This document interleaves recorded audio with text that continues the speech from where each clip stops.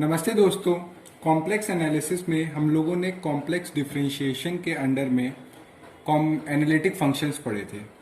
अब हम लोग पढ़ने जा रहे हैं complex integration. Complex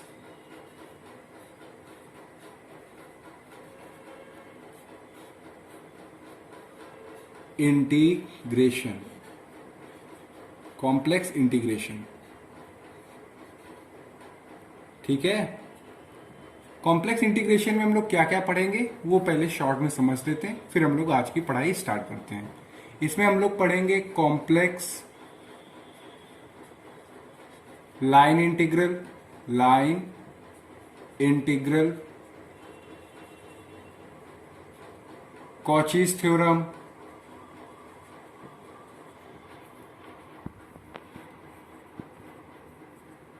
Cauchy's integral formula,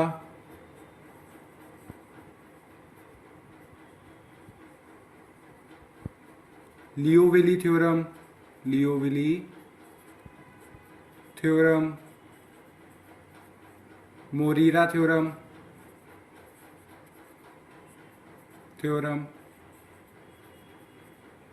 Taylor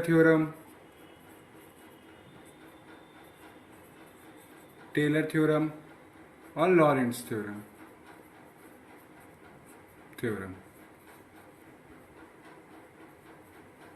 यानी कि हम लोगों को कॉम्प्लेक्स इंटीग्रेशन में ये टॉपिक कवर करने हैं।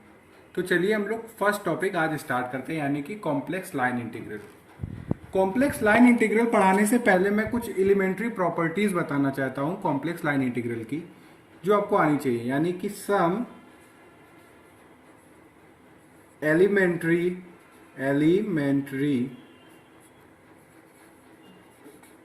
Properties of line complex line integral,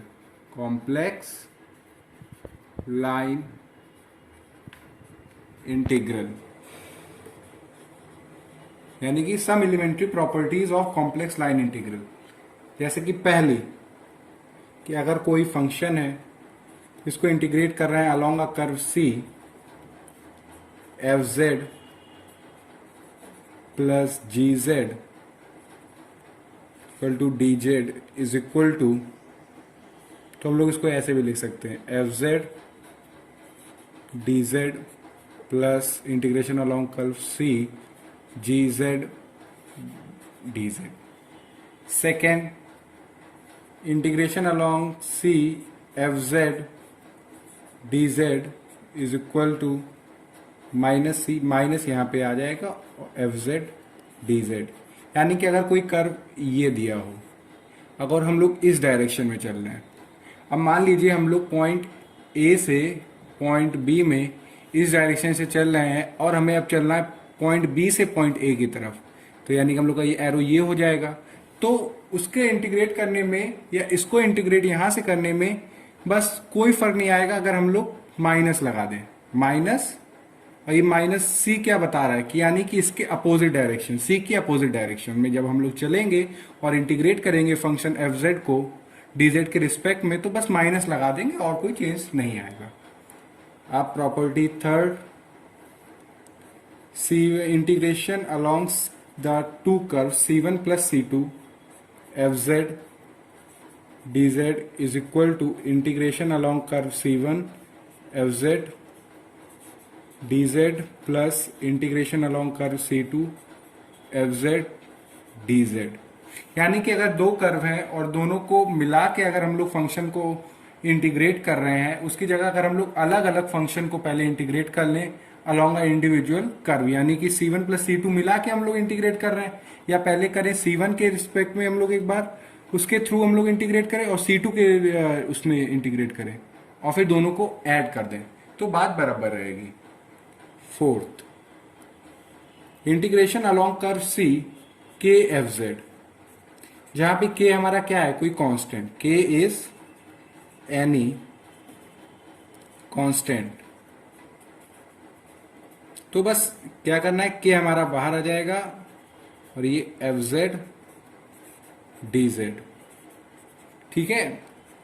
ये जो प्रॉपर्टी 5 है ये बहुत काम आएगी जब हम लोग बहुत सारी थ्योरम जैसे लियो वेली हो गई या मोरीरा हो गई, टेलर या लॉरेंट में, उसमें ये प्रॉपर्टी 5 बहुत यूजफुल होगी, तो इस पर थोड़ा ज़्यादा ध्यान दीजिएगा। यानी कि integration along curve C F Z D Z का whole mod is less than or equal to integration along curve C fz mod dz। ये प्रॉपर्टी आपको फोकस ज़्यादा करनी है क्योंकि ये हम लोग थ्योरम प्रूव करने में या क्वेश्चन सॉल्व करने में बहुत यूजफुल होती है। तो ये कॉम्प्लेक्स लाइन इंटीग्रल स्टार्ट करने से पहले ये कुछ बेसिक प्रॉपर्टीज थी जो मैंने सोचा आप लोगों को बता देता हूँ। अब हम लोग स्टार्ट करते हैं आज से क्या, कॉम्प्लेक्स इंटीग्रेशन। तो कॉम्प्लेक्स इंटीग्रेशन स्टार्ट करने से पहले कुछ बेसिक चीजें हम लोग समझ लेंगे कि इसको करेंगे कैसे। हम लोगों ने क्लास 12th में डेफिनेट इंटीग्रेशन पढ़ा होगा, उसमें 2 पॉइंट होते हैं, पॉइंट ए और पॉइंट बी, और उसके बीच में हम लोग डायरेक्ट इंटीग्रेशन कर देते हैं और वो एक वेरिएबल पे हमारा फंक्शन रहता है। मगर कॉम्प्लेक्स इंटीग्रेशन में आपको पता है कि z हमारा क्या है, x प्लस आई वाई। उसमें क्या है, 2 वेरिएबल्स हैं, x भी है और y भी है। ठीक है, अब अगर इसको हम लोग इंटीग्रेट करेंगे, z वाले जितने भी टर्म्स वेरिएबल होंगे उनको किसी कर्व c के अलोंग। अब कर्व c हमारा जरूरी नहीं है कि एक स्ट्रेट लाइन हो, वो कोई जिगजैग पाथ भी हो सकता है, ऐसा भी हो सकता है, कुछ भी पाथ हो सकता है जो हमारा कर्व c जो 2 पॉइंट्स को जोड़ेगा। तो उसके अलोंग जब हम लोग इंटीग्रेट करेंगे z को, यानी कि dz के रिस्पेक्ट में, तो बस हम लोगों को एक चीज याद रखनी है कि हम लोगों का मेन मोटो होना चाहिए कि हमें एक वेरिएबल में उसको कन्वर्ट करना है। x प्लस आई वाई में पूरा अगर हमारा फंक्शन आ जाए तो या तो पूरा कोशिश करेंगे कि उसको पूरा y में बना दें या तो पूरा उसको x में बना दें। ये हम लोगों का मेन एम होगा, to convert it into a one variable. यानी कि कॉम्प्लेक्स लाइन इंटीग्रल में हमारा क्या एम है, to convert it into one variable, यानी कि एक वेरिएबल में बनाना है। या तो पूरा पूरा x में बनाएंगे हम लोग या तो पूरा पूरा y में बनाएंगे। तो इसको हम लोग अच्छे से समझ सकते हैं एक एग्जाम्पल के थ्रू। तो एक एग्जाम्पल लेते हैं। अब मान लीजिए ये एग्जाम्पल मैं ले रहा हूं कि हम लोगों को इंटीग्रेट करना है अलोंग अ कर्व C और फंक्शन है z square plus z dz किसके through, the line joining z equal to 0 to z equal to 1 plus I. यानी कि हमारा क्वेश्चन क्या कह रहा है कि हमें इसको इंटीग्रेट करना है अलोंग अ कर्व C, जहां पे हमारा कर्व C क्या है, एक स्ट्रेट लाइन जो z इक्वल टू 0 को z इक्वल टू 1 प्लस आई से जोड़ रही है। उसके अलोंग जब हमारा ये फंक्शन चलेगा तो उसको जब हम लोग इंटीग्रेट करेंगे तो क्या आएगा ये बताना है हम लोगों को। तो आप लोगों को एक बेसिक चीज हम बता देते हैं कि dz जब क्वेश्चन में होगा तो ये हमारा होगा dx plus i d y. हम dz को किससे रिप्लेस करेंगे, dx plus i d y. ये आया कहां से, जब हमने z equal to x plus I y को बोथ साइड क्या किया, डिफ्रेंशिएट, तो हमारा क्या आ गया, dz equal to d x plus i d y. तो पहले कोई भी क्वेश्चन हो z स्क्वायर प्लस z, तो इसको हम लोग एक्स वाई में लाएंगे, एक्स वाई में लाएंगे, फिर उसके बाद हम लोग देखेंगे कि इसको हम लोग किस वेरिएबल में करेंगे। तो चलिए देखते हैं। अब जैसे हमारे पास दिया हुआ है z स्क्वायर प्लस z, इसको पहले हम लोग सॉल्व करते हैं। z हमें पता है क्या होता है, x प्लस आई वाई, एक्स प्लस आई वाई का whole square plus X plus आई वाई। ठीक है, अब इसको हम लोग स्क्वायर को ओपन करेंगे तो ये हो गया एक्स स्क्वायर, आई वाई स्क्वायर आएगा तो होगा, आई स्क्वायर होता है -1 तो ये हो गया minus Y square. Real part मैं सोच रहा हूं एक तरफ लिख लूं, तो ये एक्स हमारा रियल पार्ट है तो ये भी मैंने एक साइड लिख लिया, ये एक्स। अब हम लोग इमेजिनरी पार्ट लिखते हैं। इमेजिनरी पार्ट में आएगा 2xy आई, तो यानी कि आई हमारा इमेजिनरी पार्ट है तो आई हमारा बाहर तो ये 2xy, और यहाँ पे भी हमारा एक इमेजिनरी पार्ट है iy, तो i कॉमन, तो ये y, यानी कि z स्क्वायर प्लस जेड को हमने कैसे में लिख लिया, एक्स वाई के पूरे पूरे टर्म्स में हम लोगों ने लिख लिया। और dz हम लोगों को पता है क्या होता है, dx plus i d y. ठीक है, तो हम लोग सिंपली क्या करेंगे, क्वेश्चन में आते हैं और उसमें ये वैल्यू पुट करते हैं। सबसे पहला हम लोगों का काम यही है कि अगर कोई भी क्वेश्चन हो कॉम्प्लेक्स इंटीग्रेशन में जिसमें हम लोगों को सॉल्व करना है to the line joining any 2 points, तो हम लोगों का काम है उसको पहले एक्स वाई में पूरा पूरा ले आएंगे। तो अब देखिए, यानी कि इंटीग्रेशन अलोंग कर्व सी, मैं इसको लिख ले रहा हूँ जेड स्क्वायर प्लस जेड को इसमें X square minus Y square plus X I 2xy plus Y, और ये हमारा dx प्लस आई dy। ठीक है बच्चों, यानी कि हम लोगों ने z square plus Z D z को, कुछ भी अभी हम लोगों ने नया नहीं किया, सिंपल से हम लोगों ने जेड स्क्वायर प्लस जेड को एक्स वाई के टर्म में, डी जेड को भी d x plus i d y में लिखा। अब हम लोगों का काम यहां से स्टार्ट होता है कि एक आर्गेंट प्लेन बनाते हैं। यहाँ पे आप साइड में हम एक आर्गेंट प्लेन बना रहे हैं। आर्गेंट प्लेन का मतलब जानते हैं कि यानी कि एक्स एक्सेस पे रियल पार्ट और वाई एक्सेस पे इमेजिनरी पार्ट। तो यहाँ पे रियल पार्ट आएगा और यहाँ पे इमेजिनरी पार्ट आएगा। अब हम मान लेते हैं कि जो पॉइंट z इक्वल टू 0 है इसको पॉइंट O मान लेते हैं। Let point O correspond to z equal to 0 and point M correspond to z equal to 1 plus i, यानी कि पॉइंट O को हम लोग z इक्वल टू 0 कह रहे हैं और पॉइंट M को हम लोग z equal to 1 plus i। अब पॉइंट O है हमारा क्या, पॉइंट O हमारा इसके हिसाब से हुआ 0,0। कैसे, क्योंकि z हमारा है 0, यानी कि x प्लस आई वाई है हमारा 0, तो x भी 0 y भी 0। अब यहाँ पे इसको अगर लोकेट करेंगे तो पॉइंट O हमारा कुछ ये आएगा z इक्वल टू 0, यानी कि ठीक है, ना कोई x एक्सेस में कुछ रियल पार्ट में कुछ है, ना कुछ इमेजिनरी पार्ट में है। अब जो पॉइंट M है वो क्या लिखा हुआ है 1 प्लस आई, यानी कि रियल एक्सेस पे, यानी कि जो उसका रियल पार्ट है वो 1 तक बढ़ा, फिर इमेजिनरी पार्ट में वो कहाँ तक बढ़ा, 1 तक बढ़ा ऊपर, यानी कि पहले यहाँ पे गया 1 तक, फिर ऊपर थोड़ा यहाँ पे 1 तक आया, यानी कि ये पॉइंट हमारा क्या हुआ M। अब कह रहे हैं कि straight line joining z equal to 0 to z equal to 1 plus I, इसको हम लोग जोड़ देते हैं और ये एरो हमने बना दिया। ठीक है, यानी कि हम लोग को पॉइंट O से चलना है फंक्शन को लेके और कहाँ पहुंचना है, पॉइंट M पे। तो अब जरा देख लेते हैं कि पॉइंट M के कोऑर्डिनेट्स क्या हुए, 1,1 1,1। कैसे, रियल पार्ट पे हमारा 1 और इमेजिनरी पार्ट पे हमारा 1। अब इक्वेशन देखते हैं OM की क्या है। Equation of the line OM, ये हम लोगों ने बेसिक कोऑर्डिनेट ज्योमेट्री में पढ़ा होगा कि 2 पॉइंट्स होते हैं तो उनको कैसे सॉल्व करते हैं।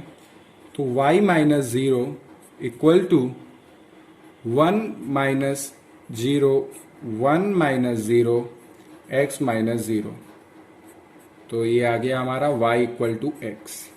यानी कि जो कर्व है हमारा C, जो कर्व C है हमारा, उसकी हम लोगों ने इक्वेशन निकाली, जो कि स्ट्रेट लाइन है उसकी इक्वेशन निकाली y इक्वल टू x। अब ये हम लोग क्यों कर रहे हैं, क्योंकि हम लोगों का ये जो क्वेश्चन में जो भी हम लोगों ने सॉल्व करके थोड़ा निकाला है इसको, वो x और y में है, और हम लोगों का एम क्या है कि हमें एक वेरिएबल में कन्वर्ट करना है, कि हमारा पूरा क्वेश्चन या तो पूरा पूरा x में आ जाए या तो पूरा पूरा y में आ जाए। तो ये सब हम लोग उसको एक वेरिएबल में लाने के लिए कर रहे हैं। तो y इक्वल टू एक्स को दोनों साइड हम लोग डिफ्रेंशिएट कर देते हैं, तो ये dy इक्वल टू dx। बहुत हम लोग धीमे धीमे चलेंगे, हर एक पार्ट को बहुत अच्छे से डिस्कस करेंगे। अगर आपको कहीं पे नहीं समझ में आ रहा है तो आप उस वीडियो को पीछे करके फिर से लगाइए और फिर से देखिए। ठीक है, अब हम लोग चलते हैं फिर से आगे। अब देखिए हम लोगों ने y इक्वल टू एक्स निकाल लिया, dy equal to d x निकाल लिया। अब यहां पे हम लोग क्या करने वाले हैं, इस इक्वेशन का यूज, जिससे होगा क्या कि हम लोग एक वेरिएबल में आ लेते हैं। तो अब हम लोग क्या करेंगे कि हमारे पास y और x है, ये आपकी चॉइस है, आप किसको सब्सटीट्यूट करेंगे और किसको एलिमिनेट। मैं यहाँ पे y को हटा रहा हूं, तो देखिएगा integration along c z square plus z dz equal to integration along c। अब बहुत ध्यान से देखिएगा, y की जगह क्या हम लोग लिखेंगे x, तो ये एक्स स्क्वायर, तो ऐसे ही y की जगह x लिख रहे हैं तो ये हो गया minus X square plus X plus I 2x square, ठीक है, और ये x ब्रैकेट बंद। अब हम लोगों को dy और dx के बीच में भी रिलेशन पता है, तो dy की जगह हम लोग क्या सब्सटीट्यूट कर देंगे, dx i dx। अब देखिए यहाँ पे हम लोग एक्स स्क्वायर और एक्स स्क्वायर कैंसिल हो जाएगा। अब देखिए हम लोगों का जब भी हम लोग एक वेरिएबल ले रहे हैं x के रिस्पेक्ट में, तो लाइन OM में जो हमारा x है वो वेरी कहां से कहां तक कर रहा है ये भी देखना जरूरी है। तो हमारा x varies from x equal to 0 to x equal to 1, यानी कि जब हम OM में चल रहे हैं तो हमारा x कितना वेरी कर रहा है कहां से कहां तक, तो वो हमारा 0 से 1 के बीच में वेरी कर रहा है। अब हम लोग यहाँ पे जो कर्व C है उसकी जगह ये वैल्यू रख सकते हैं, यानी x इक्वल टू 0 से 1। अब x square minus X square cancel हो जाएगा, तो ये आएगा x plus I 2x square plus x curly bracket close, dx हम लोग कॉमन ले लेंगे तो ये हो जाएगा 1 प्लस आई dx। अब हम लोगों का ये इंटीग्रेशन कैसा हो गया, एक वेरिएबल में आ गया, और ऐसे इंटीग्रेशन हम लोगों ने क्लास 12 में बहुत सारे सॉल्व किए हुए हैं। तो अब देखिए इसको कैसे करेंगे, 1 प्लस आई कॉन्स्टेंट है एक तरह से, तो इसको हम लोग बाहर निकाल लेंगे, 1 प्लस आई, ये 0 से 1 हमारा x वेरी कर रहा है। अब हम लोगों के पास है क्या, x plus I 2x square plus x dx, 1 plus I, हम लोग इंटीग्रेट कर रहे हैं, ठीक है। तो जब इंटीग्रेट करेंगे तो ये होगा x square by 2 plus I 2x cube by 3 plus x square by 2, ये 1 और 0, ठीक है। अब हम लोग क्या करेंगे, वैल्यू सब्स्टिट्यूट कर देंगे, 1 प्लस आई 1 रखेंगे तो 1 by 2 plus I 2 by 3 plus 1 by 2, इसको एज अ होल कर लेते हैं। और अब यहाँ पे 0 सब्स्टिट्यूट करेंगे तो सब कुछ हो जाएगा 0 हम लोगों का। तो 1 प्लस आई 1 बाई 2, ये हो गया 6, यानी कि 2 4 और ये 3 7 आई। अब देखिए, अब हम लोग इसको मल्टीप्लाई कर देंगे अंदर, तो ये हो गया 1 by 2 plus 7 I by 6 plus I by 2 minus 7 by 6। अब इसको यहाँ पे रियल पार्ट और इमेजिनरी पार्ट, तो 1 by 2 minus 7 by 6 plus I 7 by 6 plus 1 by 2, तो ये हम लोगों का हो जाएगा 6, 3 माइनस 7 प्लस आई, ये 6 हमारा 6 7 प्लस 3, तो ये हो गया हम लोगों का आएगा 4 माइनस 4 बाई 6, जिसको हम लोग सिंप्लीफाई कर सकते हैं माइनस 2 बाई 3, ये होगा 10 बाई 6, तो जिसको लिख सकते हैं 5 आई बाई 3, और ये रहा हम लोगों का आंसर। यानी कि मेरा कहने का मतलब क्या है कि जब भी हम लोगों का कोई भी कॉम्प्लेक्स इंटीग्रेशन में दिया हो z square plus Z D Z, तो हम लोगों का फर्स्ट क्या काम है कि उसको अगर है तो एक्स वाई के टर्म्स में आप ले आइए। एक्स वाई के टर्म्स में लाने के बाद आप छोटा सा एक आर्गेंट प्लेन बनाइए, उसमें जो कर्व कह रहा है और जो उसके एंड पॉइंट्स दिए हुए हैं उसको आप उसमें लोकेट करिए। लोकेट करने के बाद आप उसमें देखिए कि हम लोग किस में उसको ला सकते हैं। जैसे हमने यहाँ पे इक्वेशन बना ली ओ एम, यानी कि दो पॉइंट को जोड़ने वाले कर्व की इक्वेशन बनाई। कर्व की इक्वेशन बनाई, फिर उसके हिसाब से हम लोगों ने डी वाई और डी एक्स और एक्स और वाई का रिलेशन निकाला। एक्स वाई और डी वाई और डी एक्स का जब रिलेशन निकाला तो हम लोगों ने इसको यहाँ पे सब्सटीट्यूट किया। क्यों सब्सटीट्यूट किया? क्योंकि हम लोगों को एक वेरिएबल में चाहिए, क्योंकि दो वेरिएबल में सॉल्व नहीं कर सकते हम लोग। जब हम लोगों ने एक वेरिएबल में बनाया तो एक सिंपल सा डेफिनेट इंटीग्रेशन वे बन गया। और हाँ, ये बात जरूर ध्यान रखिएगा कि जब हम लोग एक्स में ले रहे हैं तो ये जरूर देखना कर्व में कि कौन सा टर्म आपका वेरी कर रहा है। जैसे मैंने एक्स लिया था तो एक्स को हम देख रहे थे कि एक्स मेरा जो पर्टिकुलर दो पॉइंट्स है उसके बीच में कितना वेरी कर रहा है। यहाँ पे वो 0 से 1 के बीच में वेरी कर रहा था, और फिर हम लोगों ने उसको नॉर्मल कैलकुलेशन से सॉल्व किया और हम लोगों ने ये आंसर निकाल लिया। ठीक है, अब हम लोग इसको एक बार और देख लीजिए और हम लोग नेक्स्ट एग्जांपल पे चलते हैं।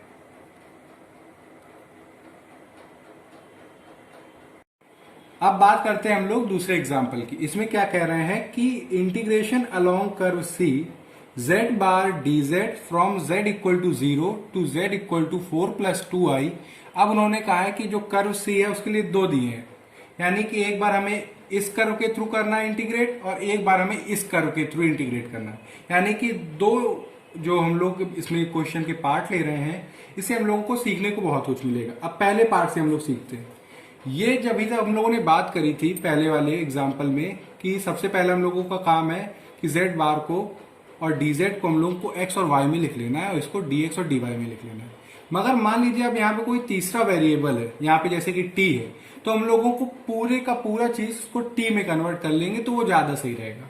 तो चलिए देखते हैं, पहला सवाल हम लोग सॉल्व करते हैं। सोल्यूशन 1 फर्स्ट के लिए हम लोग सॉल्व कर रहे हैं। देखिएगा, अब हमारा कह रहे हैं कि z equal to t square plus I t. हम लोगों को पता है z होता क्या है, x प्लस आई वाई, जिसको हम लोग डिफ्रेंशिएट करें तो dz हमारा क्या होता है, dx plus i d y. अब हमारा जो कर्व c दिया हुआ है वो दिया हुआ है z equal to t square plus I t. The curve c is z equal to t square plus I t. जहां पर आप देखेंगे कि अगर यहां पे z equal to x plus i v रखेंगे तो x हमारा आएगा टी स्क्वायर और y आएगा हमारा t। यानी कि हम कहना क्या चाह रहे हैं कि अगर हम इसको t को एलिमिनेट करके जोड़ें तो y square equal to x.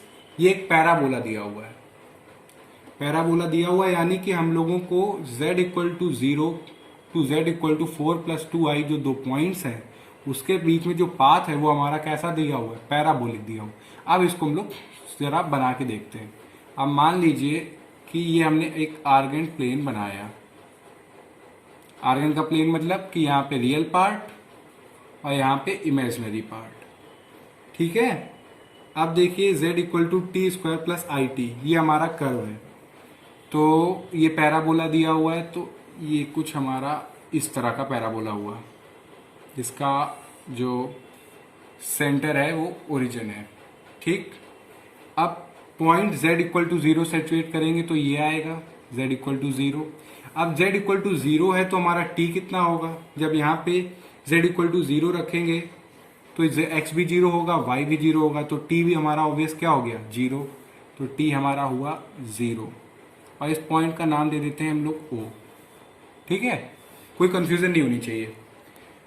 यानी कि हम फिर से बता देते हैं आपको कि z equal to t square plus I t हमारा एक कर्व दिया हुआ था, तो हम लोगों ने सबसे पहले क्या किया, आर्गेंट प्लेन में उस कर्व को बनाया। अब जो दो पॉइंट्स के बीच में हम लोग को इंटीग्रेट करना है वो हम लोग आर्गेंट प्लेन में सिचुएट कर रहे हैं। तो जब हमारा z इक्वल टू 0 है तो हमारा t क्या होगा, जब हम लोग रखेंगे x 0 हुआ तो t 0, और यहाँ पे भी रखेंगे y 0 तो t क्या आएगा 0। तो t हो गया हमारा 0।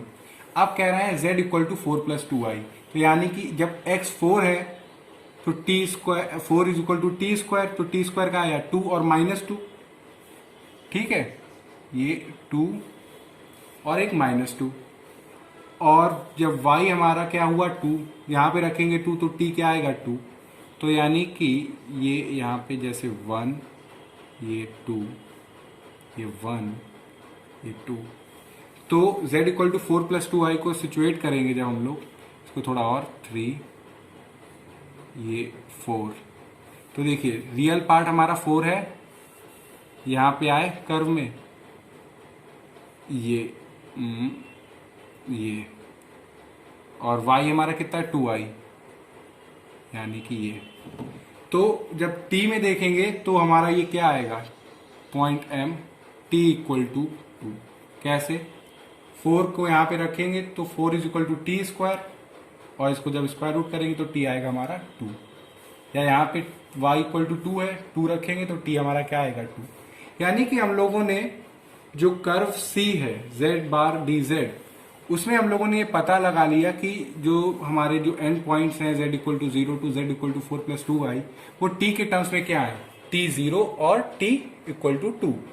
अब आप देखिए dz हमारा z क्या दिया हुआ है t square plus I T, इसको डिफ्रेंशिएट कर देते क्योंकि अब हम लोगों को किस में सब कुछ बनाना है t में लाना है, तो हम लोग सोचते हैं dz भी हमारा किस में आ जाए dt में आ जाए, तो अब dt में लाने के लिए हम लोग दोनों साइड डिफ्रेंशिएट करेंगे, तो ये हो गया dz 2t प्लस आई dt, ठीक है 2t प्लस आई dt।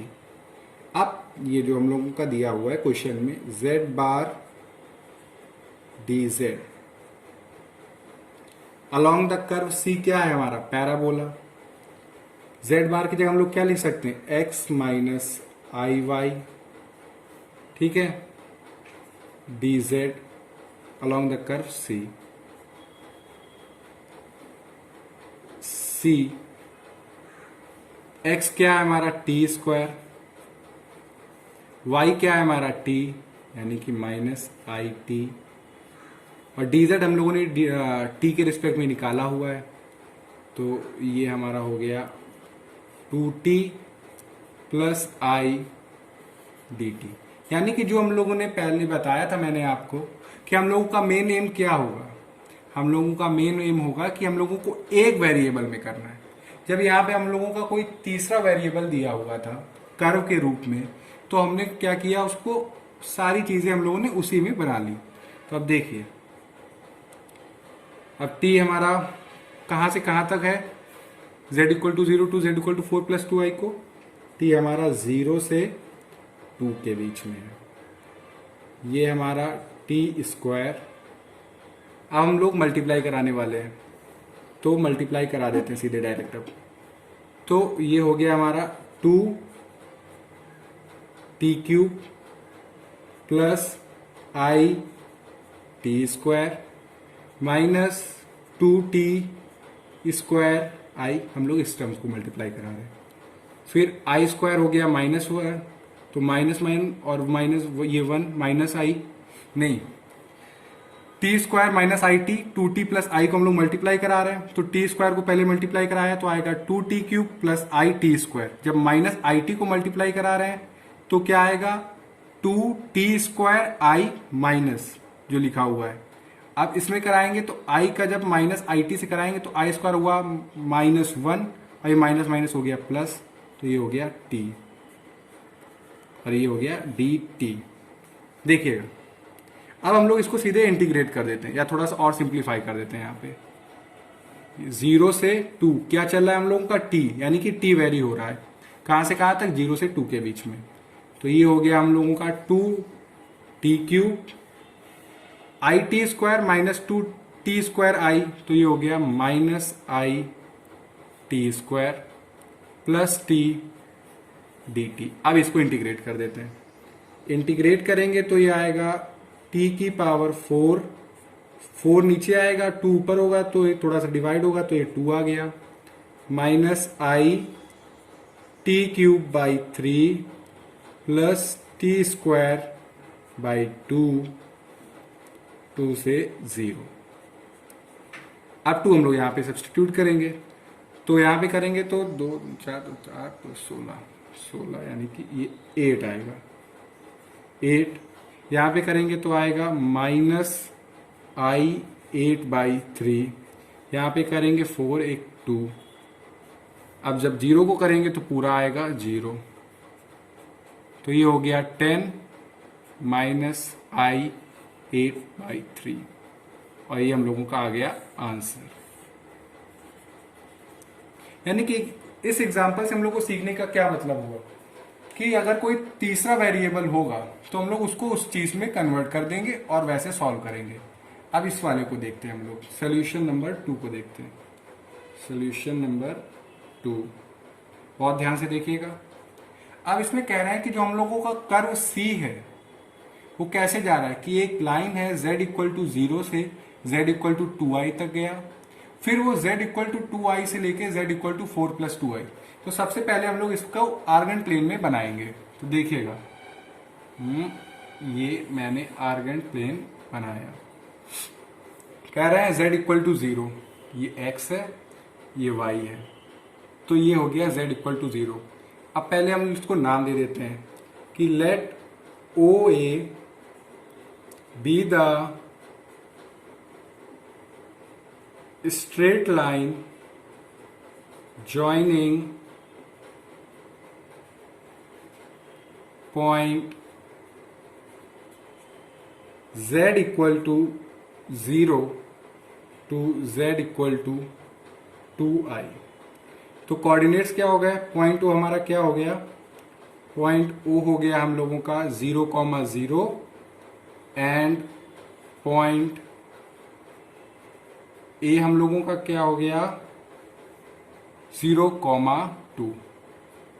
तो ये point O z equal to 0, ये 1, ये 2 स्टेप आगे आया तो ये 2i हो गया। तो ये पॉइंट ए, ये लाइन है हमारी, ठीक है। यानी कि हम लोग z इक्वल टू 0 से z इक्वल टू 2i तक चले। फिर कह रहे हैं कि z इक्वल टू 2i से लेके z equal to 4 plus 2i तक चले। यानी कि जो y वाली लाइन है वो हमारी क्या है, कांस्टेंट है। तो यानी कि ये लाइन पकड़ के हम लोग चलेंगे 1 2 3 4, यहां तक। कहां तक आएंगे, 4 तक, 4 प्लस 2i। तो इसको दे देते हैं पॉइंट बी 4,2। तो इसको नाम दिया है। तो अब इसको भी कर लेते हैं कि let A be the straight line joining point z equal to 2i to z equal to 4 plus 2i। तो पॉइंट हम लोगों को पता है क्या है, पॉइंट ए है हम लोगों का 0,2 एंड पॉइंट बी है हमारा 4,2। यानी कि जो कर्व है, पहले हम लोग z इक्वल टू 0 से z इक्वल टू 2i गए, z इक्वल टू 2i से हम लोग गए z equal to 4 plus 2i, यानी कि यूं गए यूं गए। तो अब इसको हम लोग करते हैं। तो यानी कि जो हम लोगों का कर्व C है z बार dz, वो हम लोग इसको स्प्लिट कर देंगे किसमें, OA z bar dz plus AB z bar dz, ठीक है। अब हम लोग सारी चीजें एक वेरिएबल में लानी है, तो उसको लाने के लिए इक्वेशन बना लेते हैं कि रिलेशन हम लोगों को पता हो x और y में। तो equation of the line OA की इक्वेशन ऑफ द लाइन क्या है, ये हमारी y इक्वल टू 2 है, y इक्वल टू 2 है। कैसे, क्योंकि हम लोग x यहाँ पे क्या है 0, y इक्वल टू, या नहीं, ये हमारी लाइन है तो यहाँ पे x हमारा 0 हुआ। तो x हमारा जब 0 हुआ तो x इक्वल टू 0, डिफ्रेंशिएट करेंगे dx इक्वल टू आया 0। अब आप इस देखिए इस लाइन में y कहाँ से कहाँ तक वेरी कर रहा है। y हमारा 0 था फिर 2 हो गया, यानी कि y varies from y equal to 0 to y equal to 2। यानी कि हम लोग का y जो था वो O पॉइंट पे 0 था मगर A पॉइंट पे क्या है 2, और x हमारा 0 चल रहा है। तो ये कौन सी लाइन हुई, x इक्वल टू 0। यानी कि जब इमेजिनरी लाइन पे जो रियल एक्सेस होता है वो क्या होता है 0, यानी कि रियल पार्ट क्या होता है 0। अब जान लेते हैं equation of the line A B. अब देखिए equation of the line A B में देखेंगे तो जो इमेजिनरी पार्ट है वो कांस्टेंट बना हुआ है, वो लाइन हमारी क्या है कांस्टेंट है, उसमें कोई चेंज नहीं है। जैसे कि यहाँ पे एक्स वाली लाइन में कोई भी चेंज नहीं था, सीधे वाई वाले पॉइंट ऊपर जा रहा था, एक्स में कोई चेंज नहीं था। यहाँ पे क्या है एक्स हमारा चेंज हो रहा है मगर वाई हमारा कांस्टेंट बना हुआ है, वो ऊपर नीचे नहीं हो रहा है। तो equation of the line A B is equal to y equal to 2। ठीक है, अब इसको दोनों साइड डिफ्रेंशिएट करेंगे तो डी वाई हमारा क्या आएगा 0, और x कैसा वेरी कर रहा है, x varies from x equal to 0 to x equal to 4। यानी कि x हमारा 0 था पहले a पॉइंट पे और b पॉइंट पे जाके क्या हो गया 4, मगर y हमारा सेम क्या बना रहा 2। अब देखिए अब हम लोग इसका यूज करेंगे, z bar dz equal to, अब z बार की जगह हम लोग क्या लिखेंगे x minus i y, d z हम लोगों को पता है क्या है d x plus i d y. अभी हम लोगों ने एक वेरिएबल में बनाया नहीं है तो इसको वो ही रहने देते हैं। अब यहाँ पे भी आते हैं, ए भी रहने दीजिए इसको, z बार हो गया x minus i y, d z हो गया d x plus i d y. ठीक है, अब देखिए ओ ए लाइन में x हमारा है 0, तो x को यहाँ पे कर देंगे हम लोग सब्स्टिट्यूट, तो ये हो गया 0 minus i y, D x भी क्या है 0, तो ये हो गया 0, तो ये हुआ आई डी वाई। अब y पूरा सारा टर्म किस में आ गया y में, और y वेरी कहाँ से कर रहा है 0 से 2 के बीच में, तो y हमारा हो गया y इक्वल टू 0 से 2। अब आइए इस पे, यहाँ पे हमारा y है 2, x माइनस 2i, कोई हम लोगों ने वो नहीं किया, सीधे यहाँ से वैल्यू यहाँ पे सब्स्टिट्यूट की, और dy हमारा है 0, तो ये dx। अब देखिए सारा टर्म इसमें है, किसमें x में, y तो है नहीं, तो x कहाँ से कहाँ तक वेरी कर रहा है, x हमारा 0 से 4 के बीच में वेरी कर रहा है, तो x इज इक्वल टू 0 से 4। अब आ गया ये i कांस्टेंट है, ये भी i कांस्टेंट है, i स्क्वायर हुआ, लेकिन हम इसको सिंप्लीफाई करके लिख देते हैं 0 से 2, i अंदर इसमें मल्टीप्लाई हुआ तो i स्क्वायर हुआ -1 माइनस ये हो गया प्लस, तो y dy, और यहाँ पे 0 से 4, यहाँ पे कुछ भी नहीं है ऐसा। अब देखिए हम लोगों का ये जो इंटीग्रेशन है क्लास 12th वाला इंटीग्रेशन बन गया, सिंपल सा है। अब इसको सॉल्व करने में बिल्कुल प्रॉब्लम नहीं होगी, तो ये हो गया वाई स्क्वायर अपॉन 2